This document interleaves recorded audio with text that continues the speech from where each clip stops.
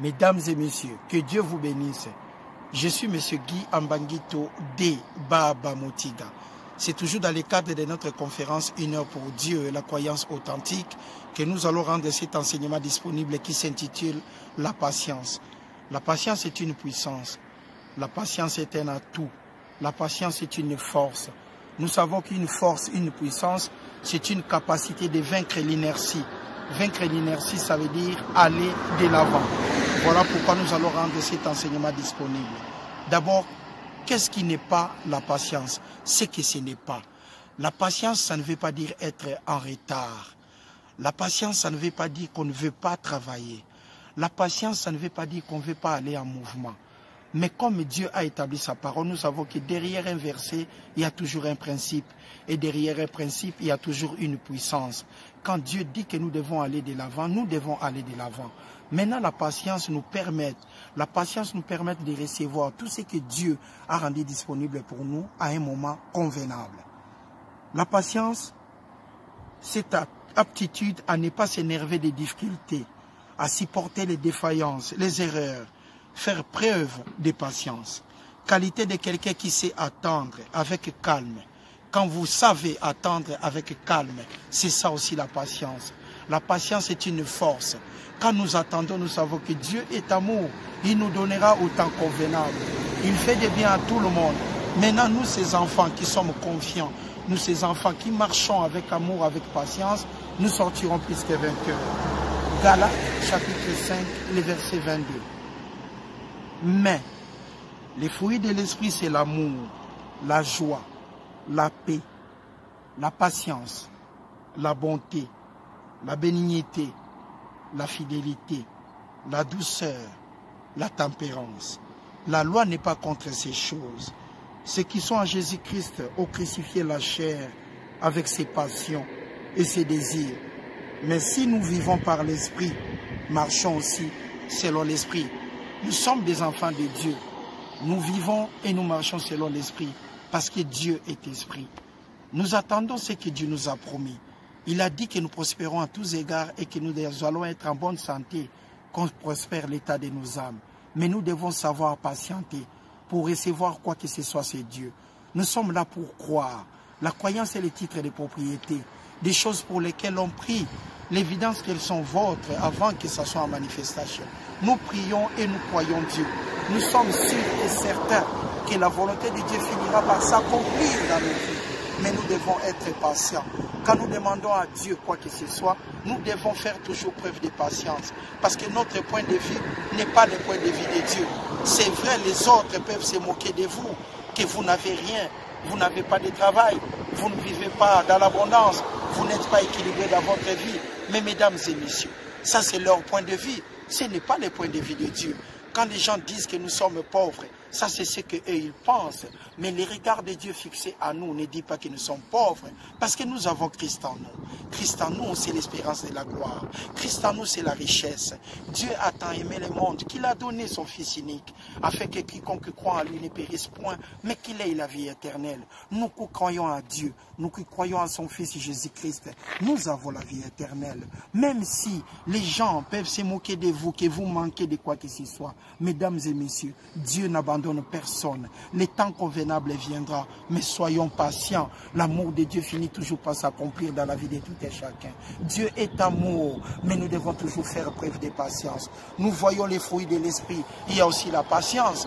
Quand nous savons patienter, ça veut dire que nous sommes persévérants. Quand nous patientons, ça veut dire que nous connaissons l'amour de Dieu. Quand nous patientons, ça veut dire que nous sommes sûrs et certains que Dieu nous bénira. Quand nous patientons, ça veut dire que nous sommes convaincus que les promesses de Dieu établies dans sa parole finira par s'accomplir dans nos vies. Voilà pourquoi nous allons partager cet enseignement qui est la patience. 2 Pierre chapitre 3, du verset 15 ainsi que le verset 18. Croyez que la patience de notre Seigneur est votre salut. Comme notre bien-aimé frère Paul vous l'a aussi écrit selon la sagesse qui lui a été donnée. Croyez que la patience de notre Seigneur Jésus-Christ est notre salut. Comme notre bien-aimé. Ici, c'est l'apôtre Paul qui parlait.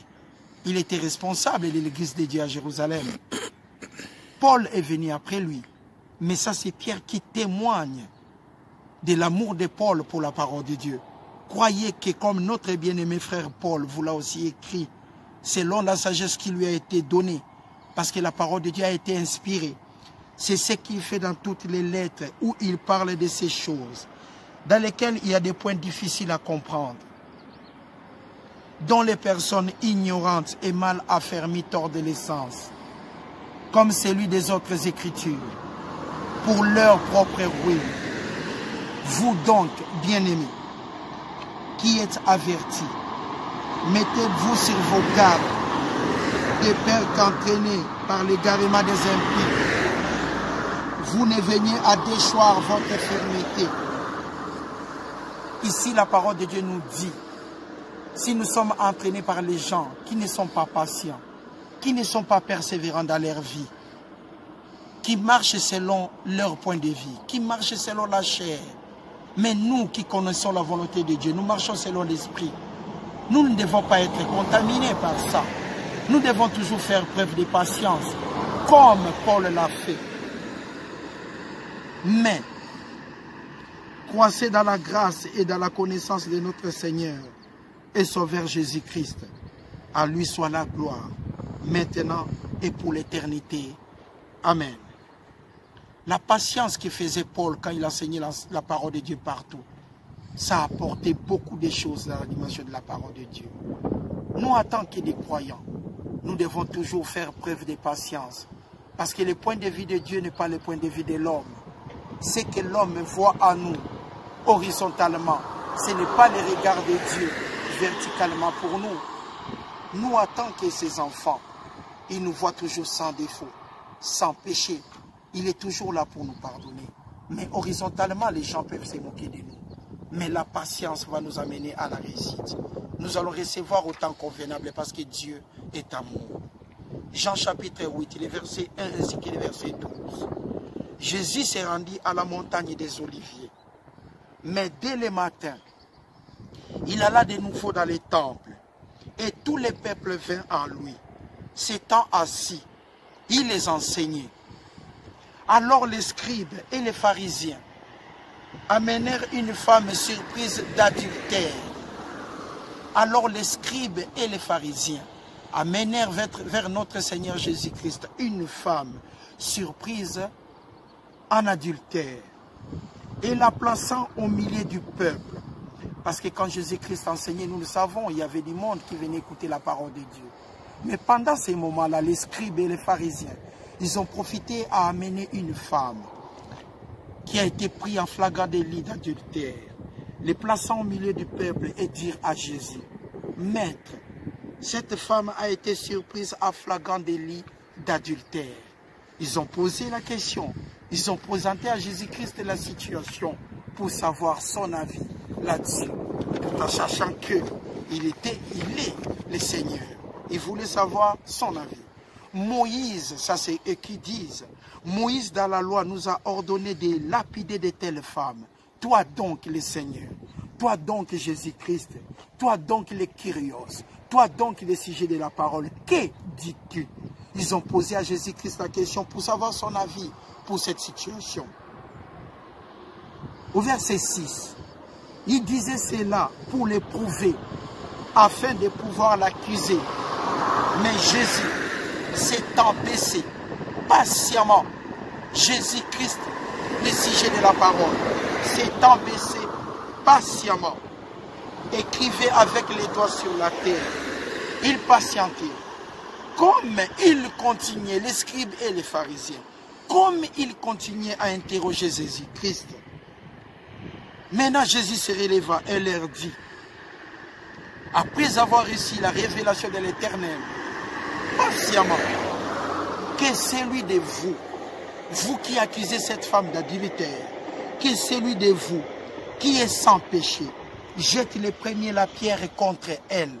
Donc parmi les gens qui accusaient cette femme d'adultère, Jésus leur posa cette question, leur proposa cette question, que celui d'entre vous qui n'a pas encore péché, qui est saint, qui n'a jamais commis d'erreur, jette le premier la pierre sur cette femme, contre elle. Et après, s'étant de nouveau baissé la tête, il écrivait sur la terre. Quand ils attendirent, donc les pharisiens et les scribes, c'est là, ils attendirent le point de vue de Jésus-Christ, accusés par leur conscience. Nous pouvons tout corrompre, mais on ne peut jamais corrompre sa conscience. C'est pratiquement impossible. On peut se défendre de tout ce qu'on fait. On peut trouver la raison. On peut même rationaliser l'erreur. Mais sa propre conscience, on ne peut jamais la tromper. C'est pratiquement impossible.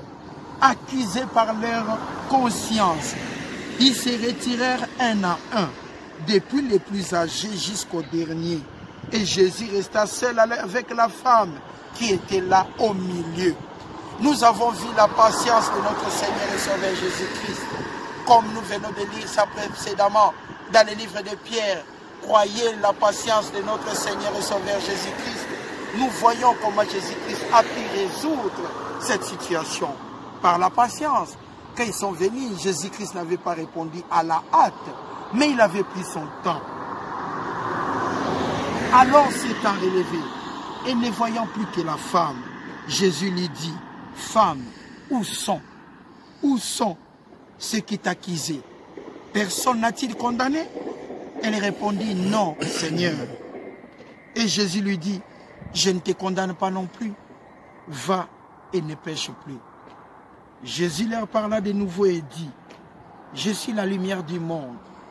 Celui qui me suit ne marchera pas dans les ténèbres, mais il aura la lumière dans sa vie. » Nous qui sommes patients, nous qui attendons la grâce de l'Éternel, nous qui avons la capacité que Dieu a rendue disponible par nous, nous qui sommes sûrs que Dieu est amour, soyons patients, attendons.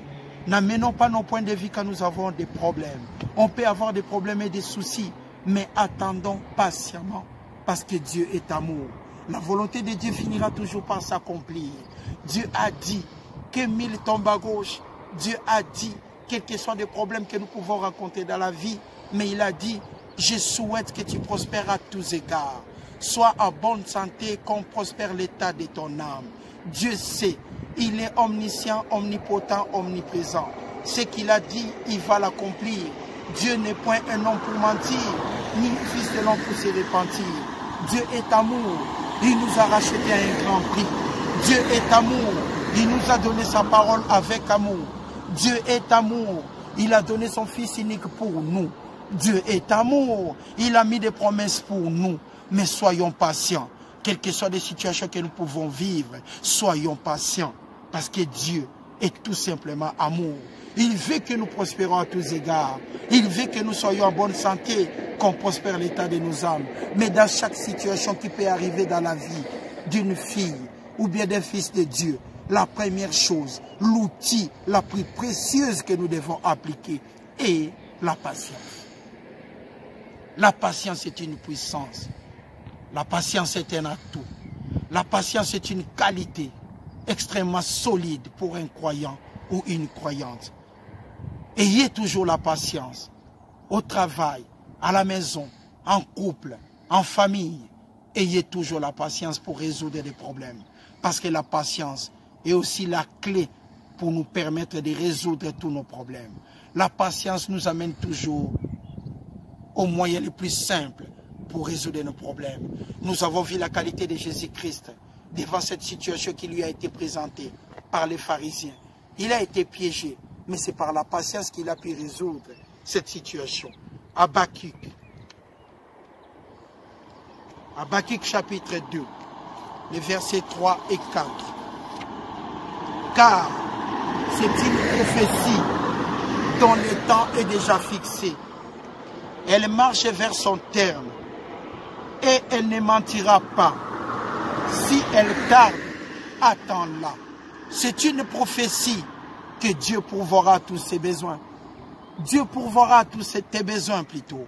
Dieu est bon. C'est une prophétie que tu vas prospérer à tous égards. C'est une prophétie qui marche vers son terme et elle ne mentira pas. Si elle tarde, attends-la, car elle s'accomplira. la prophétie de l'Éternel s'accomplira. Elle s'accomplira certainement. La réussite dans notre vie s'accomplira certainement. Le travail que nous cherchons s'accomplira certainement. Les besoins que nous avons pour nos familles s'accomplira certainement. Elle est en marche. Dieu est amour. Et voici, verset 4, son âme s'est enflée et n'est pas droite en lui, mais le juste vivra par la croyance. La croyance est le titre de propriété. La croyance est une démonstration des choses qu'on espère. La croyance est une espérance. La croyance est la confiance que nous avons envers notre Dieu. Pour tout ce que nous demandons, ça va s'accomplir. Jacques chapitre 1, les versets 1 ainsi que le verset 4. Mes frères, regardez comme un sujet de joie complète les diverses épreuves, les divers problèmes que vous pouvez rencontrer. Regardez ça comme un sujet de joie complète. Parce que nous connaissons notre départ ainsi que notre arrivée. Tout ce que nous avons comme problème, c'est des situations de départ. Mais notre arrivée en tant que les enfants de Dieu. La parole de Dieu nous dit, la prophétie s'accomplira. La prophétie de l'Éternel s'accomplira. Les épreuves que nous pouvons vivre, les épreuves, des problèmes que nous pouvons vivre en famille, au travail. Voyons cela comme un sujet de joie complète. Pourquoi vous pouvez être exposé, sachant que dans tous les problèmes, sachant que dans toutes les difficultés, sachant que dans nos soucis, sachant qu'au moment des malheurs, l'épreuve de votre foi, la croyance, produit la patience. La croyance produit la patience. Si tu crois que tout est possible selon la parole de Dieu, tu dois aussi être patient. Parce que quoi? La preuve de votre croyance, les titres de propriété, produit aussi la patience. Celui qui croit doit être patient. Parce que vous avez confiance à l'Éternel. Alors vous devez être patient. Pourquoi? Parce que Dieu est amour. Soyez patients quand vous croyez à l'Éternel. On nous dit clairement, les produits de votre croyance produit la patience. Celui qui croit doit aussi être patient. Mais, il faut que la patience accomplisse parfaitement son œuvre. Enfin, dans le but que vous soyez parfait et accompli sans faillir en rien. Quand vous êtes patient, vous l'êtes par votre croyance. Et la parole de Dieu nous dit, il faut que cette patience, il faut que cette croyance s'accomplisse parfaitement, complètement complète. Parce que Dieu est amour. Nous sommes ses enfants. Nous sommes les enfants de Dieu. Jésus-Christ est le sujet de la parole. L'homme le plus patient sur cette terre. Selon la parole de Dieu, c'était Moïse. Quand le peuple d'Israël lui disait, qui t'a établi juge parmi nous, il est parti, mais il était revenu. Il était revenu pour aider les enfants d'Israël à quitter l'Égypte. Nous voyons cela. Moïse était l'homme le plus patient sur cette terre. Il faut que votre croyance, il faut que la preuve de votre croyance continue de tenir. C'est ça qui produira la patience. Nous croyons, nous devons aussi être patients parce que Dieu est omniscient, Dieu est omniprésent, Dieu est omnipotent. Dieu est le Tout-Puissant. Il a dit que nous sortirons plus que vainqueurs. Alors nous devons être patients. Le point de vue de l'homme n'est pas le point de vue de Dieu. La volonté de Dieu est que nous puissions aller toujours de l'avant. Croyons cette parole avec amour. Restons toujours patients. Soyons patients. Quelles que soient les situations, sachons comment attendre. Parce que Dieu sait. Dieu nous conduit toujours dans la lumière. Parce qu'il sait là où il nous conduit. Si nous sommes aujourd'hui ici en Suisse, c'est la volonté de l'Éternel pour moi et ma famille. Là où vous êtes, que Dieu bénisse vos cœurs. Dieu sait qu'il est là pour nous délivrer. Soyons patients. Là où vous êtes, que Dieu vous bénisse abondamment. Continuez à être patient, quelles que soient les situations. C'est ça la preuve de votre croyance. Quand vous croyez, vous devez aussi être patient. Parce que la croyance est tout simplement le titre de propriété. Nous demandons à Dieu parce que nous faisons confiance en lui. Soyons patients. Soyons patients parce que nous connaissons l'adresse de l'Éternel.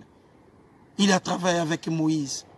Dieu a aidé Job dans tous ses problèmes. Dieu a accompagné Abraham. Dieu a été avec Gédéon. Dieu a accompagné les apôtres. Il a toujours été avec eux. Ils ont réussi leur mission parce qu'ils étaient aussi patients par leurs convictions, par leurs croyances. Si nous sommes convaincus que Dieu est amour, soyons patients. Si nous sommes convaincus que Dieu est éternel, soyons patients. C'est ça la preuve de notre croyance. Matthieu chapitre 13, verset 24 au verset 30. Il leur proposa une autre parabole et dit, « Le royaume des cieux est semblable à un homme qui a sémé une bonne sémence dans son champ. Mais pendant que les gens dormaient, son ennemi vint, séma des livrées parmi les blés et s'en alla. Pendant que les gens dormaient, il séma livré. Il a mené ce qui n'était pas convenable et s'en alla. Lorsque l'herbe eut poussé et donné du fruit, livré aussi Paris. Quand nous grandissons, quand nous avons nos projets, au moment de la réussite, il y a toujours quelque chose qui apparaît de l'autre côté. Des fois, ça peut nous amener des inquiétudes. Des fois, ça peut nous amener des doutes. Mais Dieu dit, aussi longtemps que nous savons l'arrivée, nous n'aurons jamais peur du départ. Aussi longtemps que nous savons l'arrivée, nous n'avons jamais peur du départ. Parce que nos vies est établie par l'Éternel. Les serviteurs du maître de la maison vinrent lui dire, « Seigneur, n'as-tu pas donc sémé une bonne sémence dans ton champ? D'où vient donc qu'il y a aussi des livrées? Et pourtant nous avons planté, nous avons sémé que du blé. Mais ça vient d'où que nous avons encore trouvé des livrées? » Il leur répondit, « C'est un ennemi qui a fait cela. » Les serviteurs lui dirent, « Veux-tu que nous allions l'arracher? » « Non, dit-il, de peur qu'en arrachant l'ivrée, vous ne déraciniez en même temps les blés. Laissez croître ensemble, laissez avancer ensemble l'un et l'autre, jusqu'à la moisson et à l'époque de la moisson. Je dirai au moissonneur, arrachez d'abord l'ivrée et liez-la en gerbe pour la brûler, mais amassez les blés dans mon grenier. Ici nous voyons, c'est par la patience. Les serviteurs ont proposé qu'on arrache d'abord les blés. Mais le maître leur a dit, laissez croître ensemble. Et au moment convenable par la patience, nous allons séparer. Soyons patients. Soyons patients. Des fois même au travail, quand nous travaillons, la colère peut vous emporter d'agir brutalement. Mais restez toujours patients. Parce que Dieu est amour. Il a établi pour nous la réussite, une vie dans l'abondance. Mais nous pouvons recevoir ça par la preuve de notre croyance. Et la parole de Dieu nous dit, la preuve de notre croyance produit la patience. Donc celui qui est convaincu de la grâce de l'Éternel, la preuve de sa croyance doit produire la patience. Même si vous n'avez rien, même si les gens se moquent de vous, restez patient. Parce que le temps convenable de Dieu apparaîtra dans votre vie. La prophétie de l'Éternel finira par s'accomplir dans votre vie. Job 42, les versets 12 et les versets 20. Job, après sa souffrance, il a été patient, il n'a jamais renié l'Éternel. Regardons la victoire de Job. La victoire de Job en tant que serviteur de Dieu. Il n'a jamais renié l'Éternel. L'Éternel rétablit la situation de Job quand celui-ci eut prié pour ses amis. Il lui accorda les doubles de tout ce qu'il avait possédé. Les frères, les sœurs, les anciennes connaissances de Job vinrent tous lui rendre visite. Ils mangèrent avec lui dans sa maison. Ils lui exprimèrent leur compassion, les réconfortèrent à cause de tous les malheurs que l'Éternel avait fait venir sur lui. Chacun lui donna une pièce d'argent et un anneau d'or. L'Éternel bénit la dernière partie de la vie de Job, beaucoup plus que la première. Il posséda, Job posséda 14 000 brebis. Job, la parole de Dieu nous dit, posséda 14 000 brebis, 6 000 chameaux, 1000 paires de bœufs, 1000 ânesses. Il eut aussi 7 fils et 3 filles. Il appela la première Jémina, la deuxième Kétia et la troisième Kéren Apuk. Dans tous les pays, on ne trouva pas aussi d'aussi belles femmes que les filles de Job. Leur père leur accorda une part des richesses parmi leurs frères. Job vécut 140 ans après cela. Dieu est amour. Restons patients. Dieu est amour. Nous sortirons plus que vainqueurs par la grâce de l'Éternel. La patience est notre croyance. La croyance que nous avons produit la patience parce que nous savons là où Dieu nous conduit. Dieu nous conduira toujours dans la réussite. Avec Dieu, nous ferons des exploits. Fais de l'Éternel tes délices et te donnera ce que ton cœur désire. Avec Dieu, nous allons toujours de l'avant. Pourquoi? Parce que Dieu est éternel. Pourquoi? Parce que Dieu est tout-puissant. Pourquoi? Parce qu'il est miséricordieux. Pourquoi? Parce qu'il est omniscient. Pourquoi? Parce qu'il est omnipotent. Dieu est là, il est toujours avec nous. La preuve de notre croyance doit produire la patience. Soyons patients et Dieu nous donnera au temps convenable. Avec Dieu, nous ferons des exploits. Avec Dieu, nous sommes imbattables. Avec Dieu, nous sommes inébranlables. Pourquoi? Parce que Dieu est amour. Sa parole est merveilleuse. Restons toujours là fermes. La conviction doit être utilisée dans la vie de chaque croyant. La patience nous conduira à la réussite. Que Dieu vous bénisse abondamment. Merci.